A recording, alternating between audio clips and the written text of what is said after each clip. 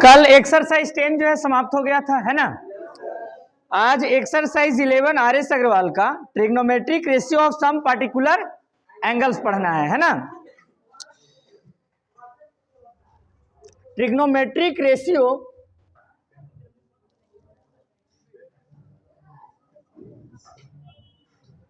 Of some particular angles,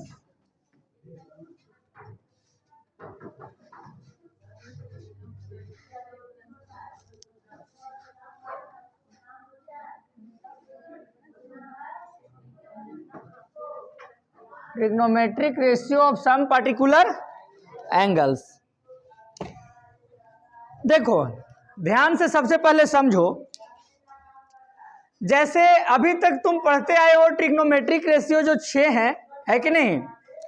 तो इस trigonometric ratio में हम लोग ऐसे पढ़ रहे थे कि साइन थीटा है कि नहीं। तो sine theta is equal to क्या पढ़ रहे थे, perpendicular by hypotenuse. Sine theta equal to perpendicular by, ठीक है। तो अब ये सोचो सबसे पहले कि थीटा जो है ये तो कोई एग्जैक्ट वैल्यू है नहीं, है कि नहीं। तो अगर इस थीटा के जगह पर, ठीक है ना, इस थीटा के जगह पर 30 डिग्री हो जाए, अगर 60 डिग्री हो जाए तो क्या वैल्यू होगा, 90 डिग्री हो जाए तो क्या वैल्यू होगा, है ना, 45 डिग्री हो जाए तो क्या वैल्यू होगा। अरे बात समझ में।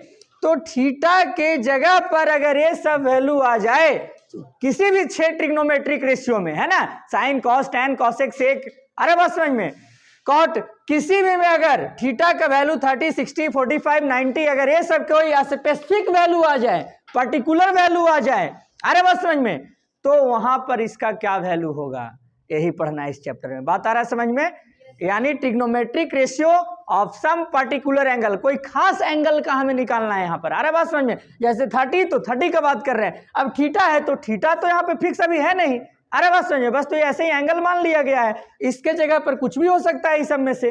तो इस क्लास में आपको 0 डिग्री, ठीक है ना, 30 डिग्री, 60 डिग्री, 45 डिग्री, 90 डिग्री, इतना ही पढ़ना है। और भी 25 डिग्री, 30 डिग्री, 45 डिग्री और भी जो पढ़िएगा, 180 डिग्री, यहाँ नहीं पढ़ना है, हायर क्लासेस में पढ़ना है। 11th में जाइएगा और भी बहुत सारा आपको आइडेंटिटीज मिलेगा। जितना आइडेंटिटीज पढ़े हैं उसके अलावे और भी आइडेंटिटीज मिलेगा, जिसके मदद से आप साइन 15 का भी वैल्यू निकाल सकते हैं, अरे बात समझ में, कॉस 15 का भी वैल्यू निकाल सकते हैं, अरे बात समझ में। तो यहाँ पर इतना ही आपको पढ़ना है। इसके बाद जो भी वैल्यू आप 11th क्लास में जाइएगा तो वहां भी ट्रिगो पढ़ना है, ठीक है ना। तो वहां पर आपको और बहुत सारा आइडेंटिटीज मिलेगा, जिसकी मदद से आप छोटा से छोटा वैल्यू भी निकाल सकते हैं और बड़ा से बड़ा भी, अरे बात समझ में। चलिए तो सबसे पहले शुरू करते हैं, है ना।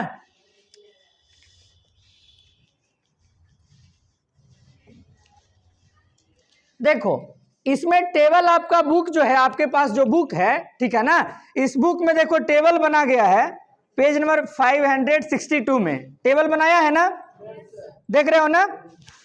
तो देखिए टेबल जो बनाया गया है, ठीक है, तो केवल इस टेबल को लिख लेने से आप क्या करिएगा ना, ए लड़का, टेबल को लिखने से केवल क्या करोगे कि तुम रट लोगे, अरे बात समझ में, या याद कर लोगे।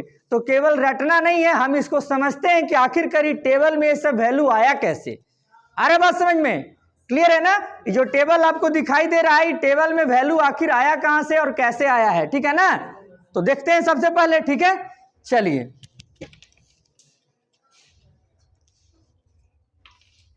सबसे पहले ट्रिग्नोमेट्रिक रेशियोज हम लोग देखते हैं। देखो ध्यान से बाबू,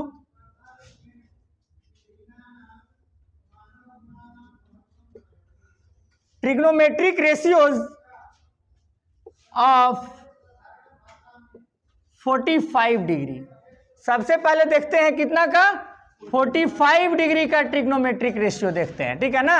मतलब कि अगर थीटा के जगह पर 45 हो जाए, अगर थीटा के जगह पर साइन 45 टैन 45 कॉस 45 कॉसेक 45 सेक 45, अरे बात समझ में, अगर थीटा के जगह पर 45 हो जाए तो उस वैल्यू को कैसे निकालेंगे, अरे बात समझ में।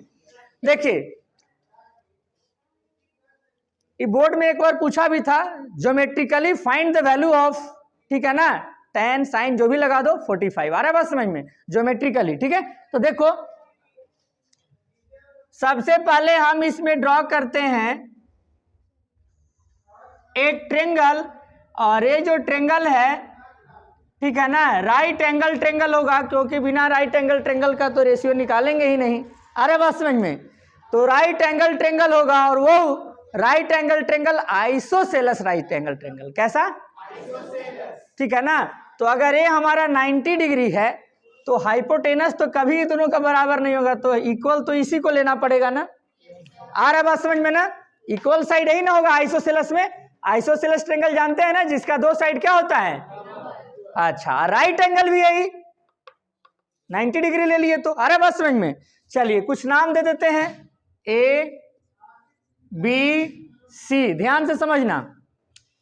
अब देखो ध्यान से, आइसोसेलेस राइट एंगल ट्रेंगल है, तो सपोज अगर हम मान लेते हैं अगर हम मान लेते हैं कि यहां पर जो A B equal to B C है, ए बी इक्वल टू, इसको हम कुछ मान लेते हैं, सपोज जैसे ए मान लिए, क्या मान लिए, आपको मन है एक्स मान लो, मन है वाई मान लो, अरे बात समझ में, जो मन है सो मान लो तुम, अरे बात समझ में, मेरा मन किया हम ए मान लिए, ठीक है ना।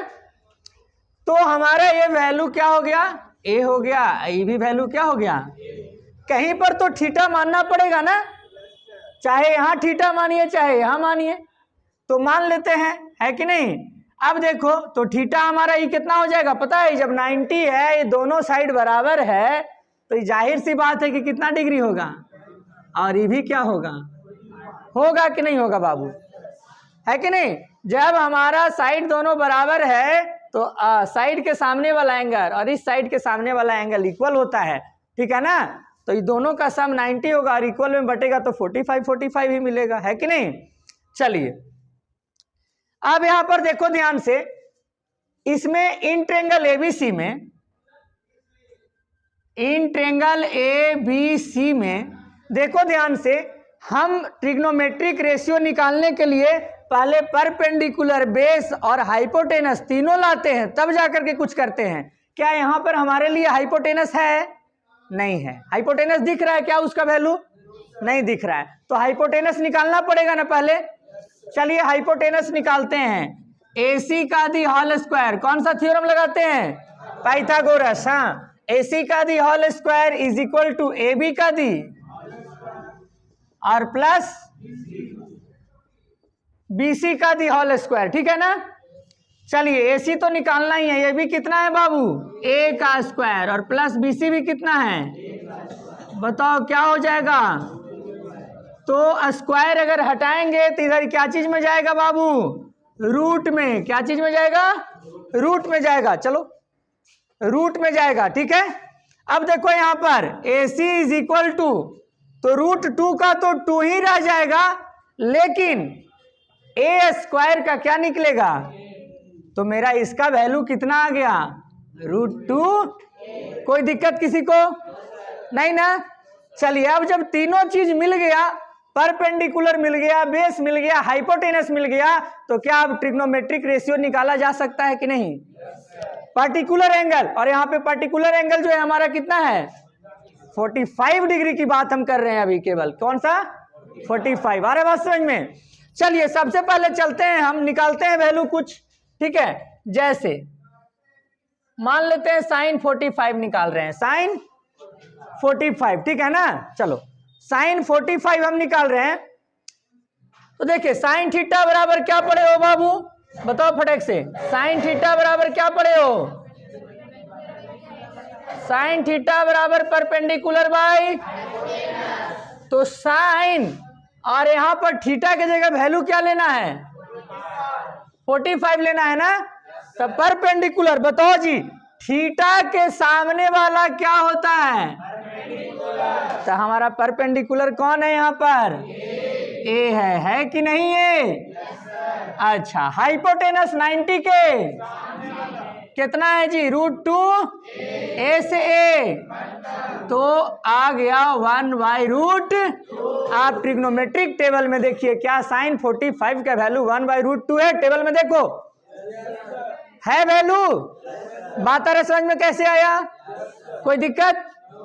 चलिए इसी तरह से अगर हम साइन निकाले हैं तो कॉस का निकालें, cos 45, cos, तो cos थीटा क्या होता है? Base by hypotenuse. बताओ जी, अगर ये परपेंडिकुलर है तो बेस हमारा कौन होगा?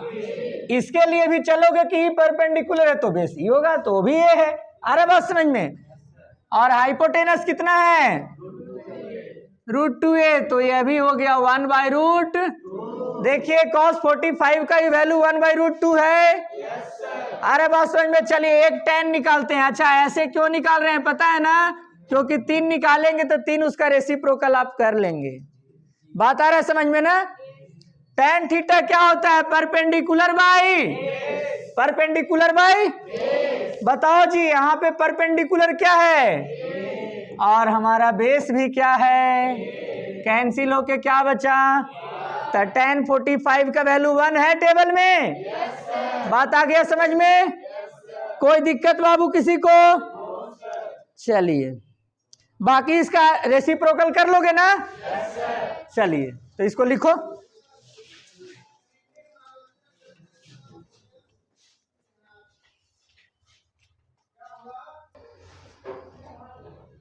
चलो देखो रेसिप्रोकल भी एक हम देख लेते हैं। साइन का रेसिप्रोकल क्या होता है बाबू? cosec 45, मैंने उल्टा कर देना है तो ये 1/√, तो √2 ऊपर जाएगा 1 नीचे आएगा, है कि नहीं? तो मतलब लिख सकते हैं केवल √2। कोई दिक्कत? cos का क्या होता है बाबू? sec 45, तो बताओ 1/√2, तो √2 पर 1 नीचे, तो 1 तो ऐसे भी सबके नीचे है कि नहीं? अच्छा tan का क्या होता है? cot 45, बताओ 1 के नीचे अपने आप क्या है बाबू? तो 1 ही ऊपर जाएगा 1 ही नीचे आएगा, मतलब कुल मिला के बात ही 1 रह जाएगा। आ रहा है बात समझ में? कोई दिक्कत?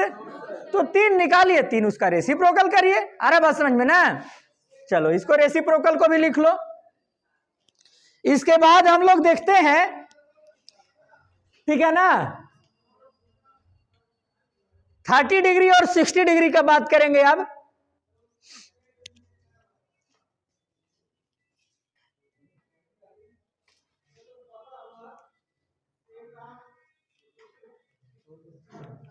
चलिए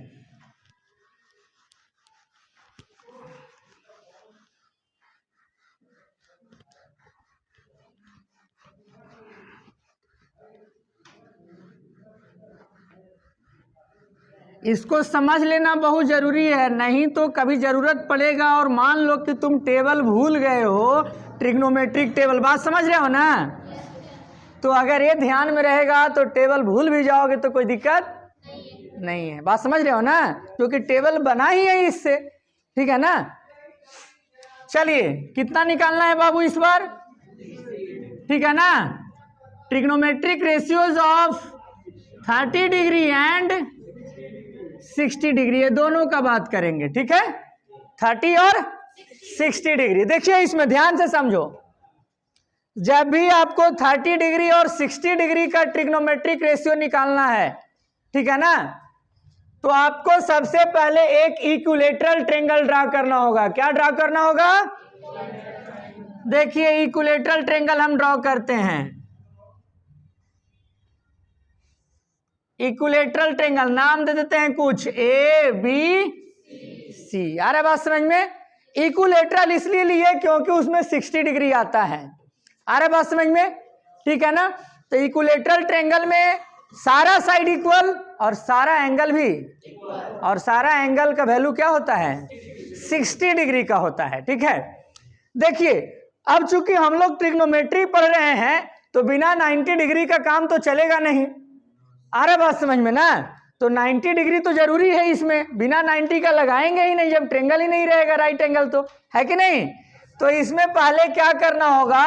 ड्रॉ करना होगा, ठीक है ना? इसमें ड्रॉ करना होगा एक परपेंडिकुलर। क्या ड्रॉ करना होगा? परपेंडिकुलर। ABC है, मान लो इसका नाम D है, ठीक है?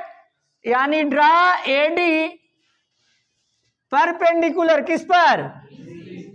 BC पर। आ रहा बात समझ में? एक परपेंडिकुलर ड्रा किए AD किस पर? BC पर। ठीक है, मान लेते हैं इसका साइड को कुछ, सबसे पहले लेट, ठीक है ना, हम जानते हैं कि AB बराबर होता है किसका, और बराबर होता है किसका, सबको मान लेते हैं कि लेट, ठीक है ना। देखो आप कुछ भी मान सकते हैं, उससे कोई दिक्कत, आप A मानिए, X मानिए, Y मानिए, 2A मानिए, 4A मानिए, 5A मानिए, उससे कोई दिक्कत, लेकिन हम तो वही मानेंगे ना जो आसान हो।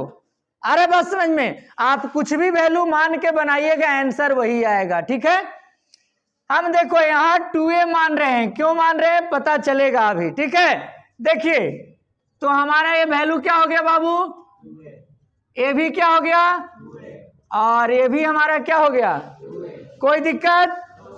लेकिन ध्यान रखो, इक्विलेटरल ट्रायंगल में जो परपेंडिकुलर ड्रा होता है ना, वो साइड को बराबर भाग में बांटता भी है, साइड को बराबर भाग में, तो B से D जितना होगा उतना ही D से, बात आ रहा है समझ में। और अगर हम A मान लेते तो इसको बंटवारा करे में A/2 देना पड़ता है, इसको भी A/, तो जब निकालोगे तो A/2 का दी होल स्क्वायर कर करके निकालना पड़ेगा। आ रहा बात समझ में। तो काहे ना हम पहले डबल मान ले ताकि इसको हाफ करें, तो आराम से इसको भी A दे दें और इसको भी A दे दें, कोई दिक्कत, बात आ रहा है समझ में ना। क्यों 2A माना गया, तुम A भी मानोगे तो कोई दिक्कत नहीं है। आ रहा बात समझ में ना, उससे कोई परेशानी नहीं है, कैलकुलेशन भी ज्यादा हार्ड नहीं होगा, लेकिन उससे बेहतर है। ठीक है, चलिए अब हमें सारा चीज पता है। अब देखो ध्यान से थोड़ा सा बाबू, यहां समझो A 60 डिग्री है ना, A भी क्या है, कोई दिक्कत। अब बताओ A 90 है और A 60 है, तो ये अपने आप क्या हो जाएगा, है 30 डिग्री होगा कि नहीं होगा। यानी इन ट्रायंगल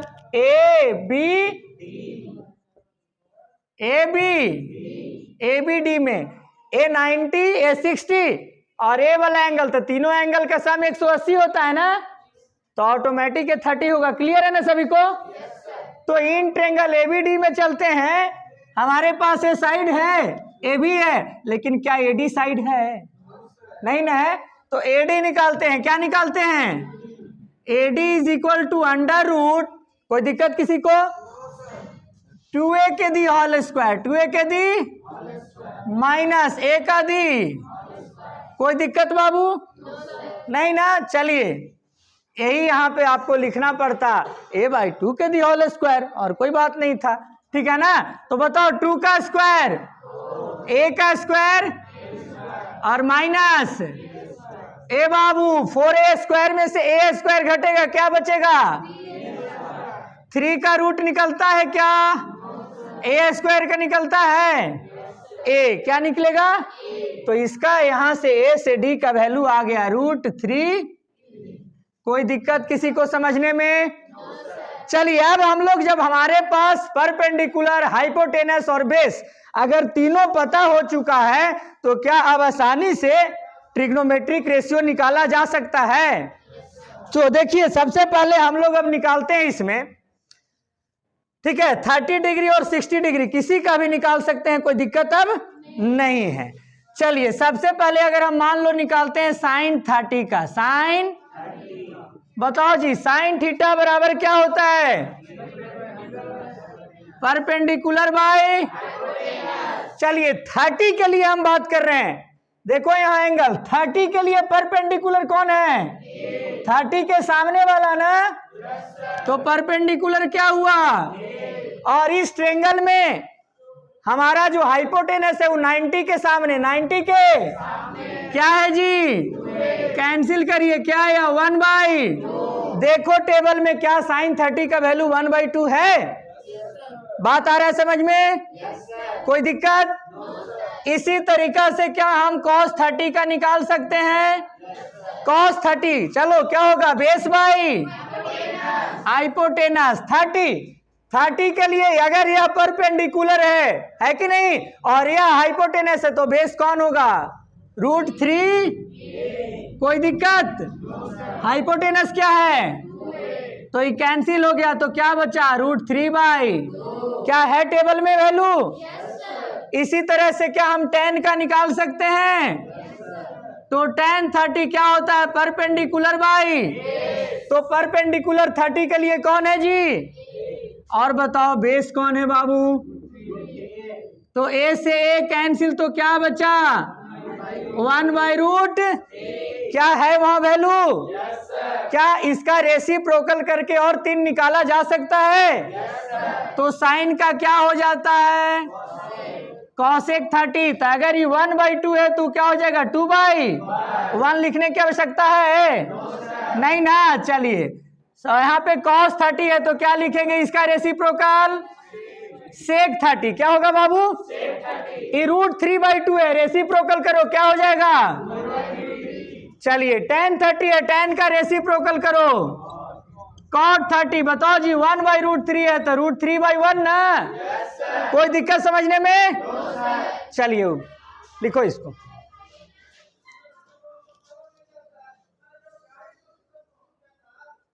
चलिए अब देखते हैं, 30 डिग्री के लिए हो गया ना। अब सारा प्रोसेस तो यही रहेगा, है कि नहीं? केवल 30 की जगह क्या चेंज हो जाएगा? 60 डिग्री चेंज हो जाएगा, है कि नहीं? तो देखो हम यहीं पे कर देते हैं। देखिए,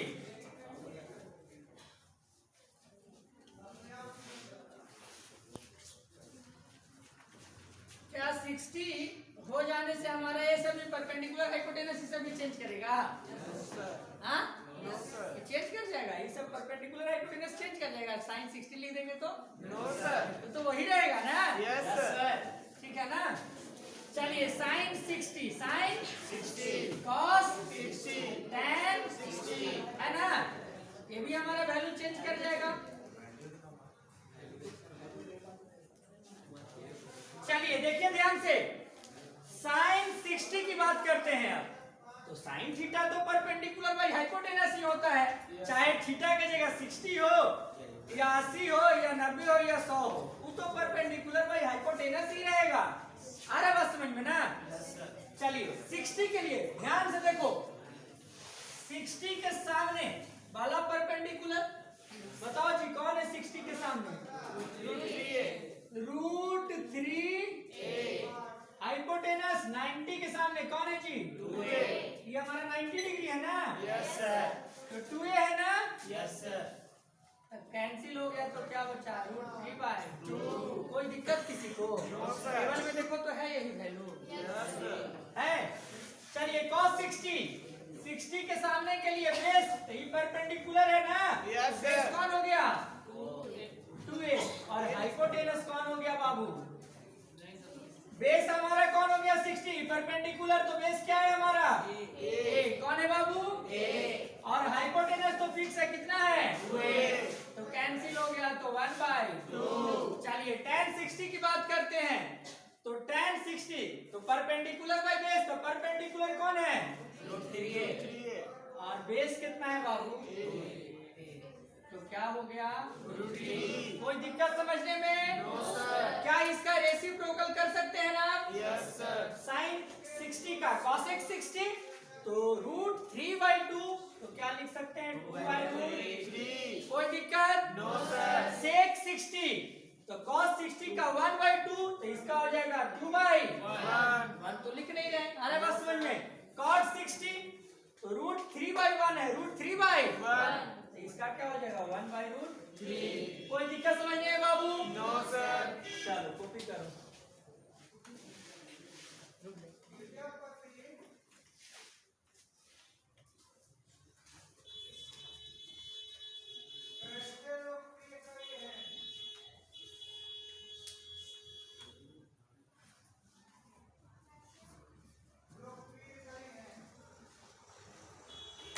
अब हमेशा याद रहेगा वैल्यू, है ना? और डायरेक्ट अगर टेबल लिखवा देते, है ना, तो दिक्कत होता शायद। ऐसे है कि भूल भी जाओगे तो निकाल सकते हो खुद।